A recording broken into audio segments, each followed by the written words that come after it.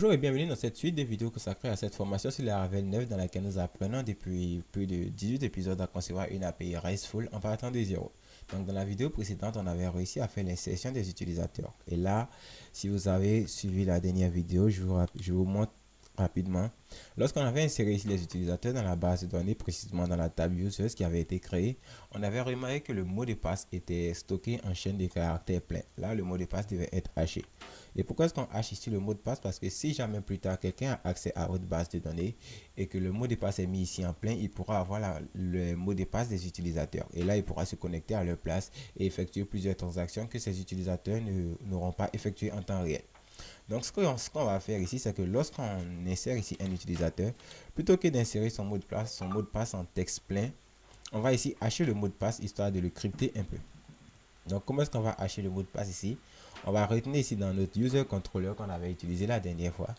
Et là où on avait mis $user password égale à $request password, on va utiliser une méthode de Laravel qui permet de hacher ici des données. Donc là, la méthode, c'est la méthode hash. Donc, ce qu'on va faire, c'est que là, on va mettre juste ici un espace. Donc, on va commencer là. On va ici appeler la méthode hash.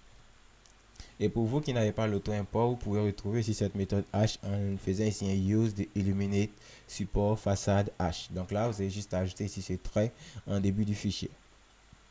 Donc maintenant que vous avez ajouté ce trait plutôt, ce que vous devez faire ici, lorsque vous appelez la méthode hash, vous devez lui dire ici que vous voulez créer ici un mot de passe, un code encrypté. Donc là, vous avez fait ici un 2.2. Vous allez mettre ici un make.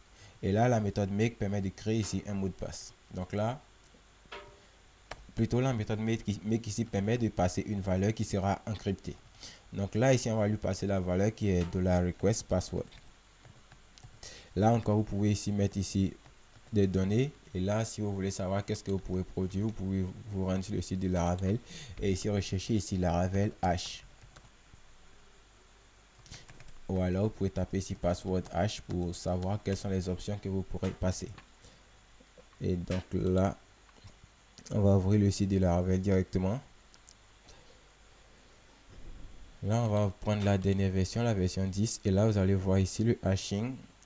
Il va nous dire que là, ici, on a la méthode hashmake qui permet de créer ici un mot de passe haché ou hacher ici une donnée. Là, ici, vous avez ici des options que vous pourrez passer dans le round 12, c'est-à-dire la difficulté à déterminer ici votre mot de passe qui sera haché. Et si vous pourrez ici définir ici le temps. Donc là, ce sont des options que vous pourrez passer ici lorsque vous créez ici le mot de passe de quelqu'un ou lorsque vous achetez ici vos mots de passe. Et là, ce que moi je vais faire, c'est que là, je vais prendre ici un round de 12 pour lui dire que je veux que ce mot de passe soit encore plus sécurisé que d'habitude. Ensuite, une fois que ça c'est fait, on peut tester ça. On va retenir dans Insomnia. Et ce qu'on va faire, c'est que là, on va venir ici et je vais tenter de me connecter encore à cette adresse. Donc, c'était http localhost 2.8000/API/register. Et là, si je me rappelle, j'avais mis en place une vérification. Si je cliquais ici sur Send, je devais avoir ici un message me disant le nom doit être fourni, l'email doit être fourni et le mot de passe doit être fourni. Et là, si je vais renseigner ici ces informations, je vais fournir ici un nom, ça sera John Doe. On va renseigner ici une email, ça sera johndoe@gmail.com. Et maintenant ici, on va renseigner ici un nouveau mot de passe qui sera password. Et le mot de passe, cette fois, ça sera le mot de passe 1, 2, 3, 4. Ensuite, une fois qu'on a renseigné ces trois données et qu'on clique ici sur Send, on aura Nobody Return for Response parce qu'au niveau ici de User Controller, on n'a rien retenu, on a juste créé la méthode basique. Mais si on se rend maintenant au niveau de phpMyAdmin et qu'on rafraîchit la table User, on verra que là, on aura l'utilisateur qui aura été inséré et le mot de passe 1, 2, 3, 4 qu'on a inséré au niveau de Insomnia.